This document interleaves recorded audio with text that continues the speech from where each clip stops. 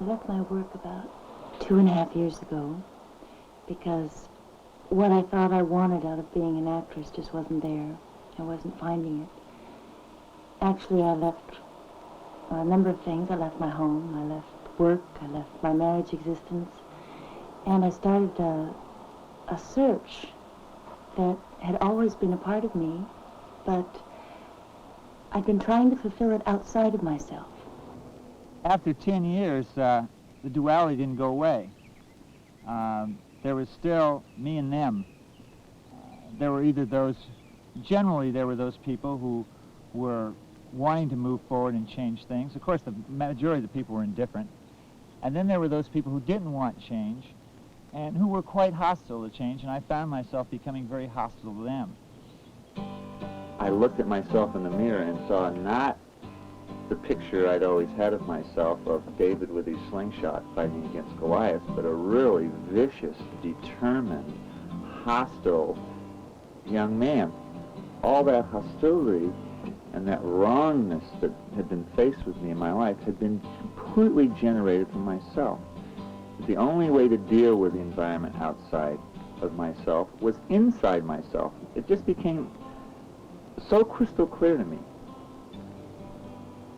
Finally, I went to India, where I met wonderful people, and I started to feel myself opening up and getting closer to whatever it was that I felt I was looking for, sort of a nebulous thing.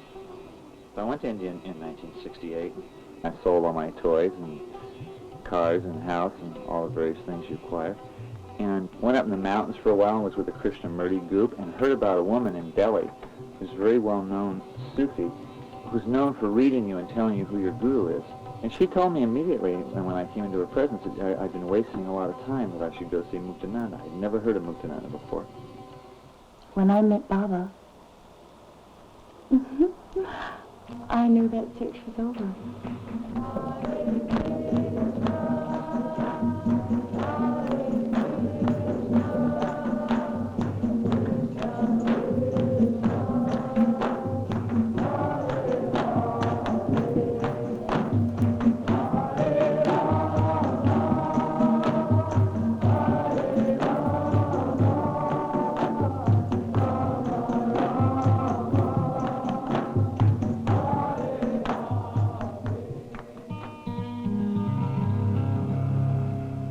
This man looked really tough, and he was whacking people in the back and getting them to line up and kind of moving around, poking people with his foot and going, oh. Meantime, despite my thoughts, I could feel all this movement inside my body, inside my head, really thick, heavy, distinct movement, not subtle at all. When he would move his arms, it was as if that motion was going on right through me. He kind of stepped between a couple of musicians, made a little hop, and he landed in a full lotus on his couch, looking right at me. When he hit his chair, I hit paralysis. There were no more thoughts. My mind felt like it was buried in honey. I felt tremendous sweetness in my chest.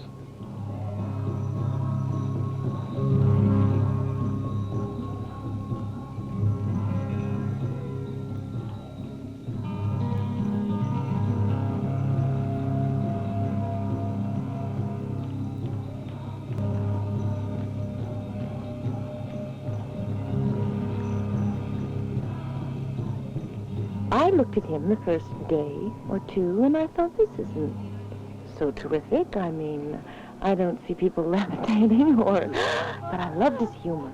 That I loved. I loved his humor.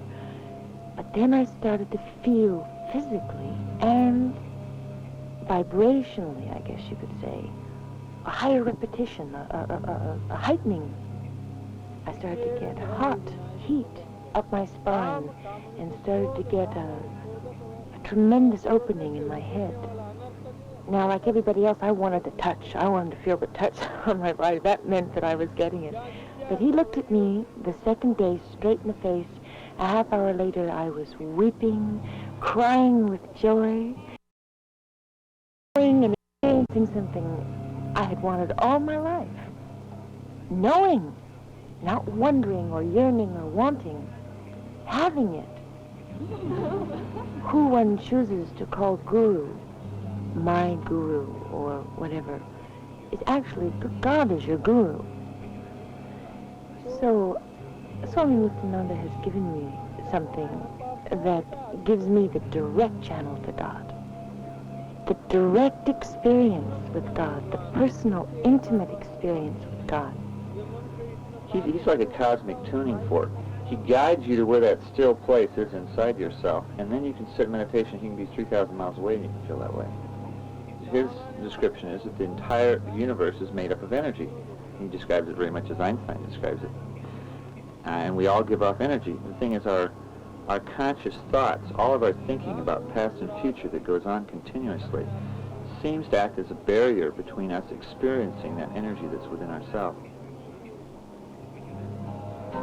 Since he's completely in tune with it, it goes through him absolutely clearly, and he's able to tune in other people. He's given me something that is mine now, and all I have to do is to maintain it, which Baba says is just the meditation every day, which puts you in touch and throws more wood on the fire and makes the blaze greater, and once it's given to you, it's never taken away. The purpose of life is to know the inner self and to live with a happy heart and to finally merge into the supreme truth.